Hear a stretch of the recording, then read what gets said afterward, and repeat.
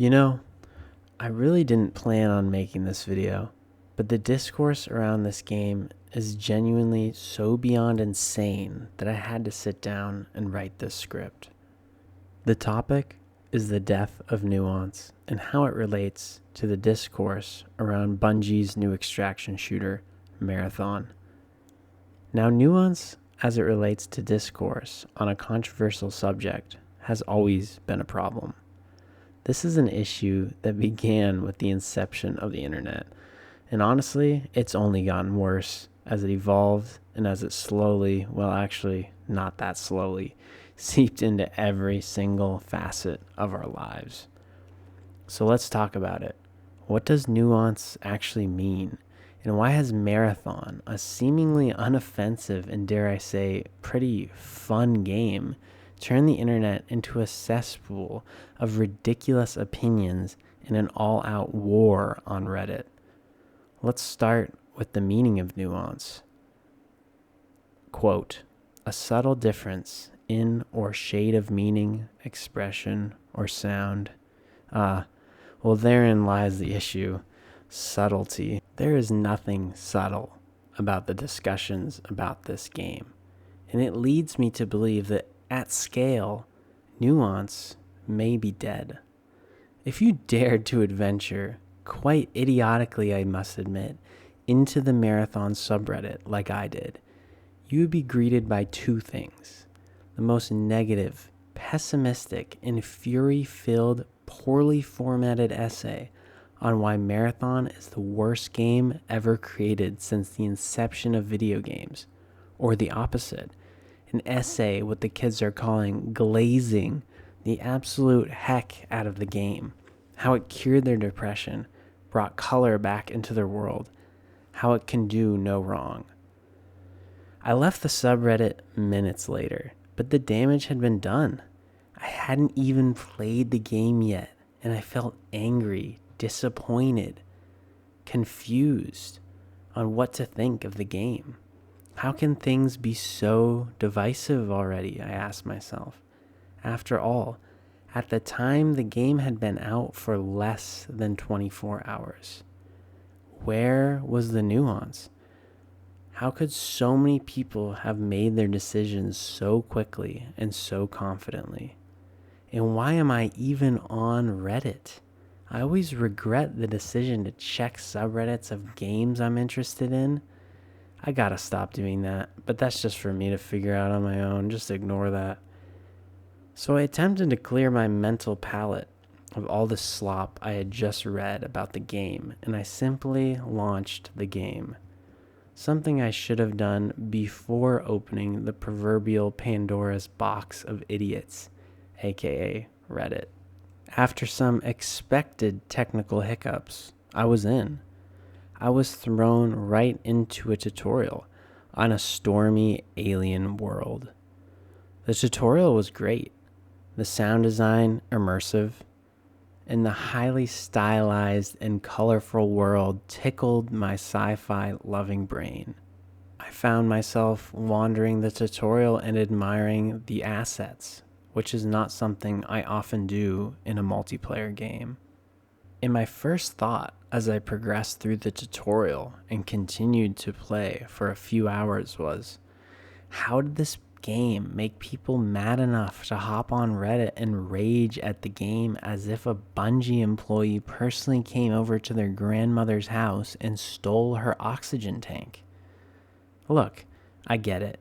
If you're a Destiny 2 player, there's some bad blood between you and the company behind this game. But can anyone look at anything objectively anymore? It seems like nobody is able to make their own opinions anymore. Every subject ends up becoming binary. It's either the best or the worst. All nuance gets lost in the algorithm because the only thing the black box will push is extreme negativity or positivity, aka sensationalism. But the truth almost always lies in the middle. Remember that, because it, to me, is a universal truth in life. And Marathon is no different. And maybe you made the mistake of checking Reddit too. a major decision based on some sensationalist title on how the game is terrible. I urge you to watch this video.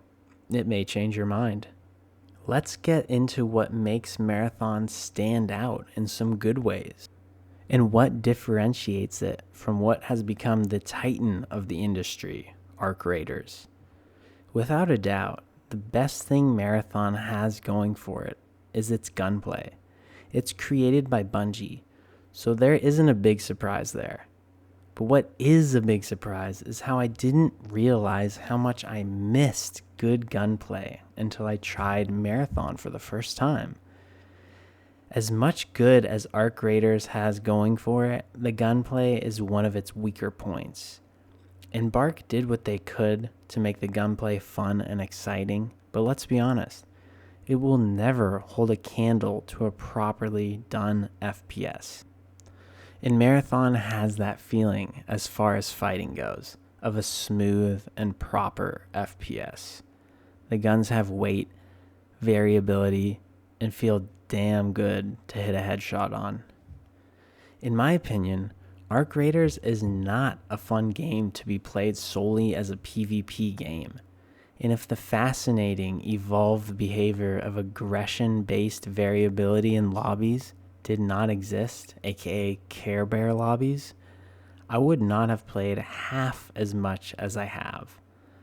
Most of my most memorable experiences in Arc Raiders have come from friendly lobbies, or let's just say mostly friendly, because there are always a few bad apples. But that just makes it even more memorable.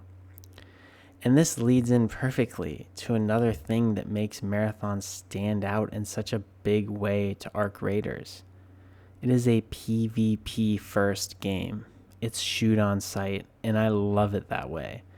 Marathon feels almost like an arena shooter more than an extraction shooter.